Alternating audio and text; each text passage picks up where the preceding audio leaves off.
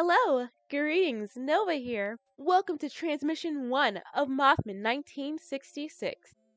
Um, I like all the cryptids and stuff like that, all the Mothmen, like the Chupacabras and Slenderman. The Slenderman is not one.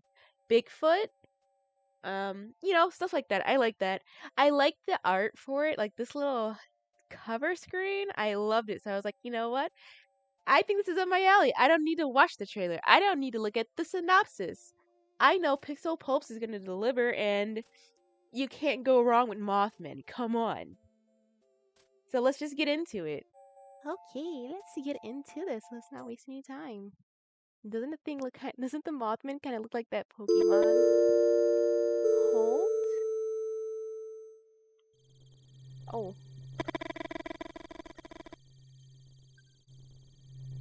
3 red and 5 black in the discard pile. Of the 6 cards, face up on the counter, 2 are red and 4 are black. Okay, so we have the cards. There's 6 cards, 2 are red and 4 are black. I don't know how to play poker, so I don't know if that's good or not. Oh. Guys, I don't play on PC a lot, so if I hit spacebar, I can get my... Okay.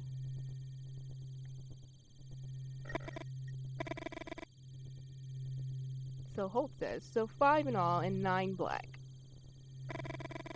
You have no more moves, so you have to bet now. What are we playing? Oh no, HOLT, are we gambling for gas? Are you gonna give me free gas if I win? Red card, oh, I have a bunch of black, right? A large majority of the face-up cards are black. And you know that betting against a streak is usually dangerous. Even though you've already chosen, you decide to stay away from the counter. You can't bear losing again. What are we gambling against? Oh no, I didn't know we were playing not Russian roulette. Blackjack? I don't play card games. Hello, Nova from the future here. So I played the game for like 10 minutes. And then I realized, looks like I didn't record the last 5 minutes of this. So I went back and played everything all over. And I made all the same decisions. I replayed it. When you get to like the ding dong part, that's where I played up to. So anything after that is like all new experiences and stuff I have never seen. And that's it. No, Future Nova, skedaddling. Goodbye. Bye-bye. Past Nova, enjoy the game. You're not recording, you dummy. You should have checked your recording like 5 more times. I don't know why you paused it. Never pause your recording again, because you won't remember. Okay? Okay. You can't bear losing again. You think of your grandma, Elsie, trying to win at solitaire for over 60 years. You take a deep breath and keep sweeping. Elsie's been paralyzed from the waist down since she was 21. Your mom was only 2 months old. The winter Elsie taught you to play solitaire, your parents and sister had been dead for almost a year, and you'd already begun to forget their faces. Well, that's brutal. That's brutal. How do you lose your parents and your sister? She has you. You have each other. Although you cook for her, do her laundry, bathe, and even dress her, it still feels like she's the one taking care of you. You close your eyes and almost feel Elsie stroking your hair. You're 11 years old again, kneeling next to her. Oh, kneeling next to her bed, crying your heart out. Ding dong!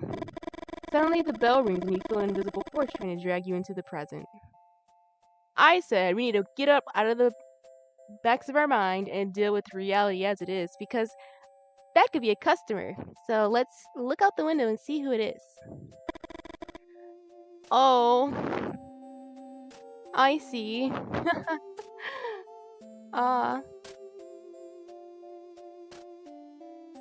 Those kids. The first part is followed by 2 more. They step on the hose and activate the bell for a second and a third time. You don't know what comes over you, but you yell some things at them that you're too ashamed to remember. Now, that is not what I meant. That is not what I meant when I said look out the window. I just meant look to see if there were anyone coming, not to go outside and yell at the kids. not for you to go outside and say things you are too ashamed to remember. There's nothing good that means you said some vile things. But to each his own. You justify yourself thinking that they might be the ones who got into your garage that night and stole some parts of the replica machine gun you're building. I mean, or they could just be riding by, you know, this night stuff. You won't let anyone mess with your project. The one-in-stream machine gun is the jewel of your collection. The kids yell at you.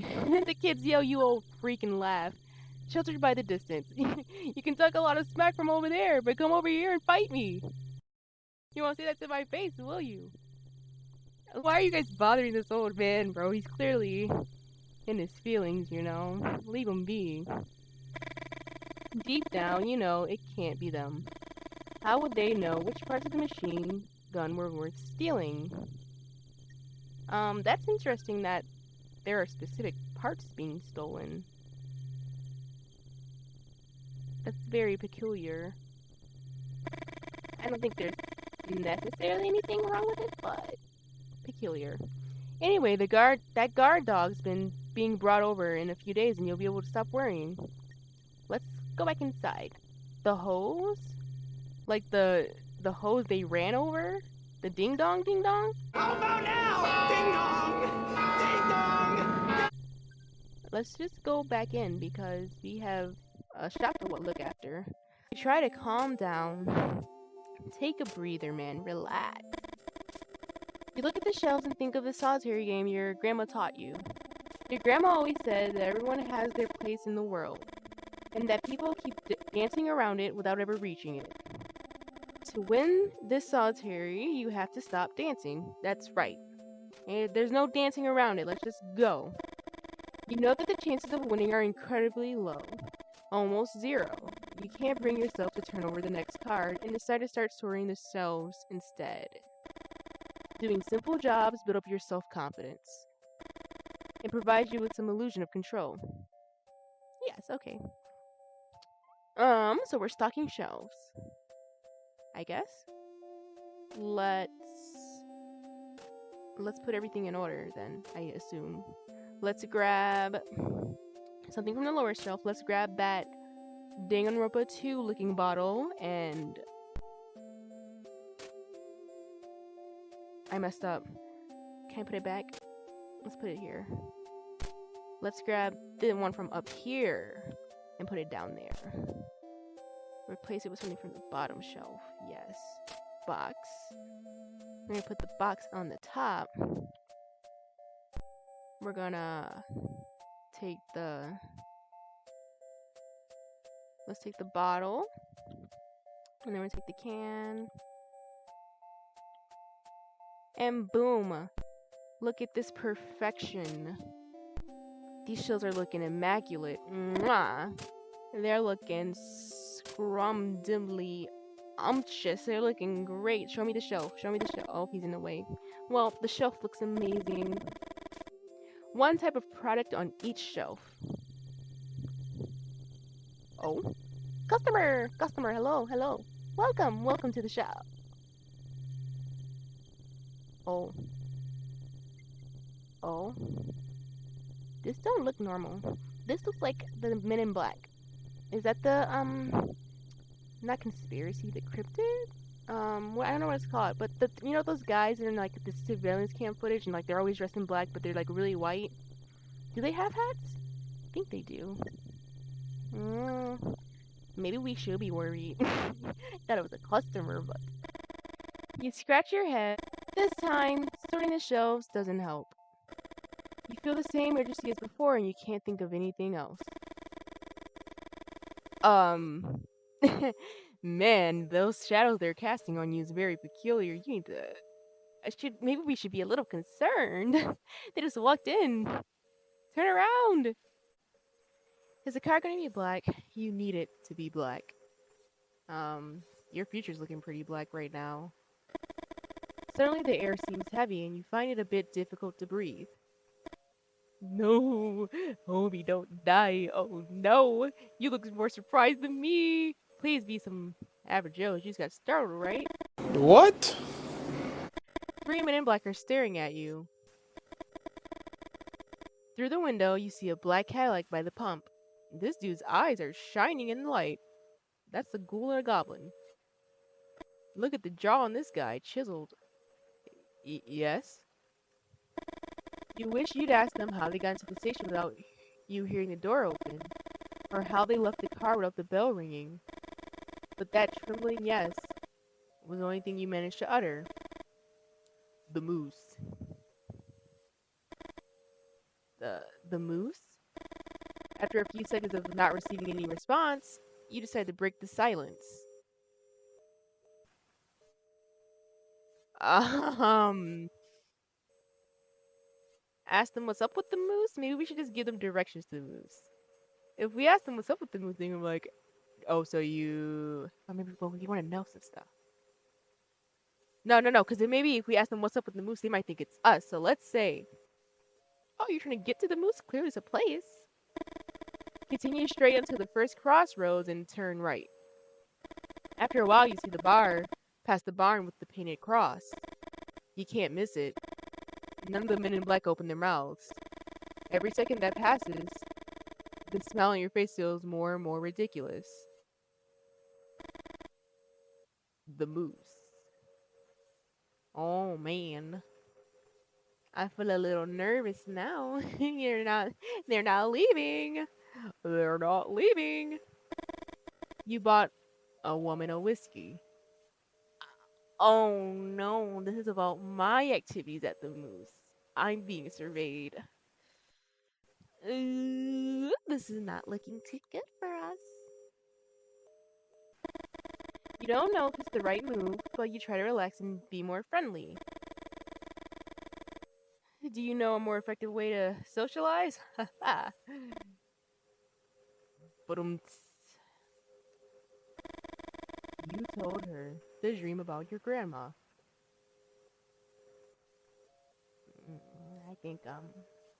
I think we're in trouble. They know a lot of details. A chill runs through your body. Absolutely. It's been a few weeks since that night, and even though you had a good time with Martha, you have no regrets. So thinking about the way these men in black ask their questions makes you uneasy. What do you want to know? Granny in the forest. Horton hears a who. One of the men farther back lets out a cracking noise. I'm sorry, a cracking noise? Like a hissing cracking noise? He just pulled his spine out of his back cracking noise? Like his jaw dislocated? Unhinged? You look at him, believing he's laughing, but the man in black expression does not change. Well, we can't just tell them anything. It's in their best interest to ask why they want to know at least. They won't kill me if they just want to know, right? If they want the information, they won't kill me. is what I'm operating on. I hope. No one answers. Well, I can't say I didn't see that coming. I figured they wouldn't answer. It's like they're waiting for another response. They said, try again. Tell them about my dream. I don't have a choice. All right, man. This is how it went down. My grandma has been bedridden for over 60 years, but in the dream I saw her running through the woods. Start from the beginning. How do you know my dream through and through? Clearly. You've already heard it. So why are you why are you want me to tell you the story? Right? Am I crazy? And don't omit any details. Oh, this guy means business. Oh, wait, wrong one. Oh, this guy means business. You don't know if it's the way they look at you or because of a certain authority in their voice, but you tell them everything about the dream. 5 or 6 weeks ago, you woke up in the middle of the night certain that something had happened to your grandma. You ran up to her room, and Elsie wasn't in bed. The window was wide open. This is not sounding like a dream, bro. This sounds like a fit of, I don't know, because she's paralyzed, but this sounds like you were awake. You ran to it and saw someone walking through the trees. It was her, and she was holding a rifle of the kind your ancestors would have carried in the Civil War. She's packing the heater. You tried to call out to her. Your grandma started running and shot 2 or 3 times into the blackness of the forest. So was like grandma? Was grandma faking this entire time?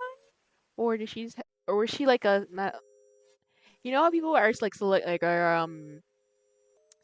mutes, is that what it's called? So like okay, was she selectively paralyzed? Like she went through a traumatic event and then just decided she couldn't move anymore or didn't want to take the efforts to like go through therapy and move, or she really like couldn't move?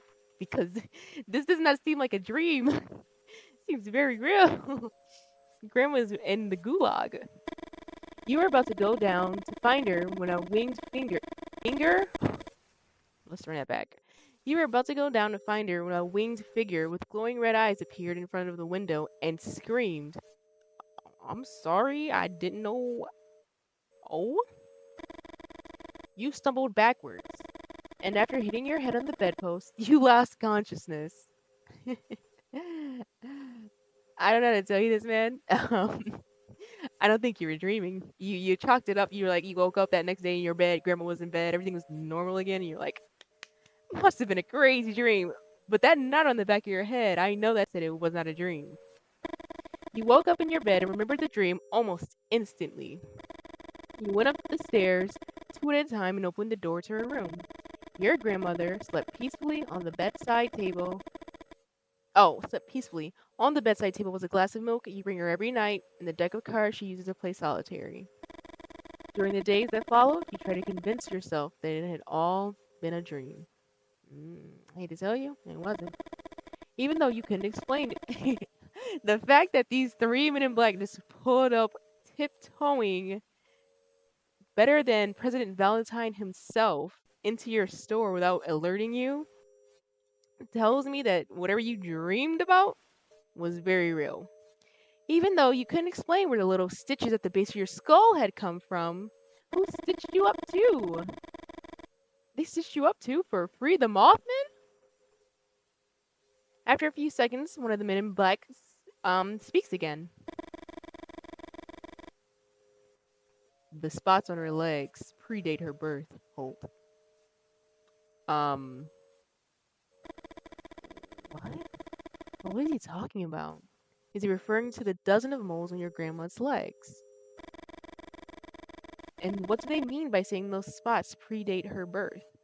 Oh yeah, so these are the Watcher guys. I think that's what they're called. When they're like always watching all throughout history, and because like everything happens for a reason, it's predestined, and they're just there to make sure they don't actually intervene with anything, but they make sure it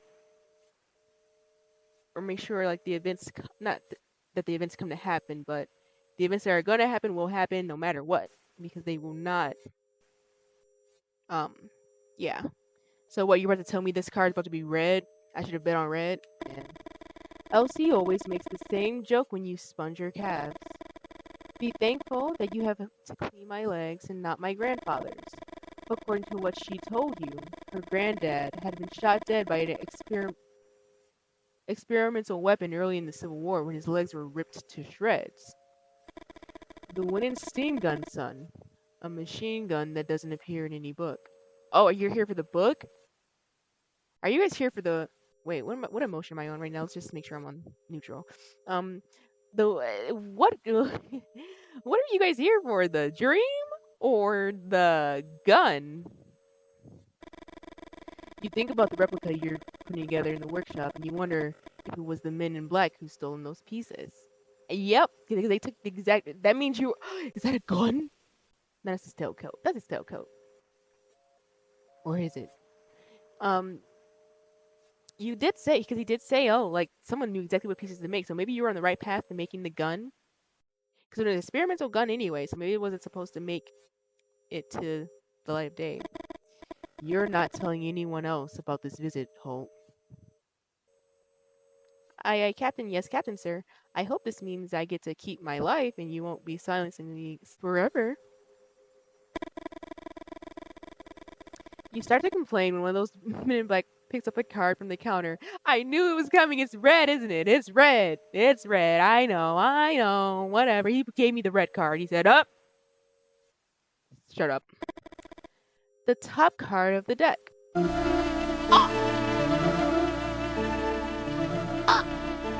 are you doing?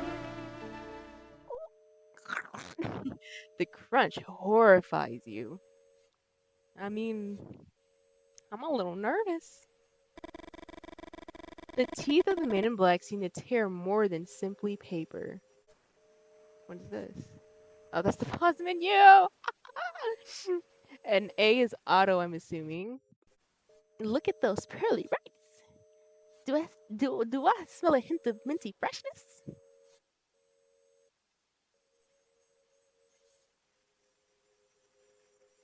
Why'd he take a yump out of it? Desperate, you throw yourself under the counter and look for the card. Your heart is pounding. Ooh.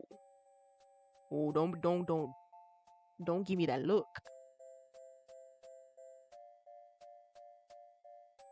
They're gone. Man, he hit me with a flashbang and left. You look out the window and you don't see the Cadillac. Okay, but what was that card? You walk to where the car was parked a few moments ago. You step on the hose. Ding dong, so it was working.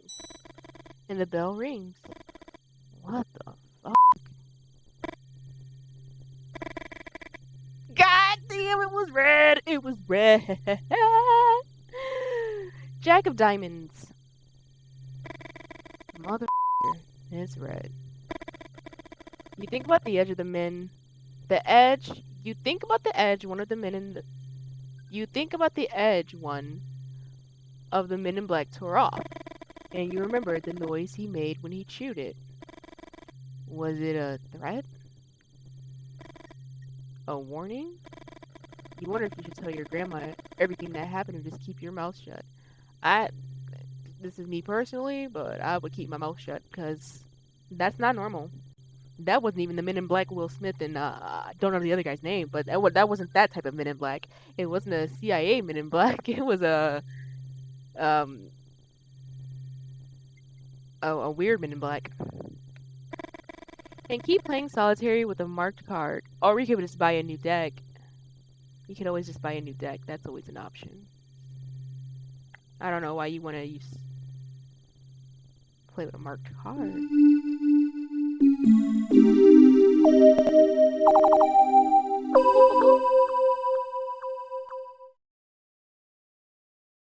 Did I do good? I live to see the day. What if I had bet? If I bet black? If I bet on red, would he have been like, oh, and cracked my neck? And that wraps up today's transmission. We finished chapter 1. We got to know Holt a little bit. We were visited by the Men in Black. We survived to tell the tale. We just can't tell anyone else about it. Next we're gonna play as Lee. So look out for that. So you know that part in the transmission where I just said some gibberish and pretended like it was like actual English? I myself, while I was editing, had no idea what I said. I asked King, I'm like, yo, what did I say right here? He says, I can't even tell you. So now I'm putting the responsibility onto you guys, anyone who's watching, to tell me what I said. If you figure out what I said, comment it down below. I did figure out what I said, but I want to see how close everyone else is. If you guys can understand the baby talk that came out of my mouth in that moment. If you do, I don't know. Maybe there'll be a prize for you. I don't know. Maybe you can tell me what game we'll play next. Anyway, until next time.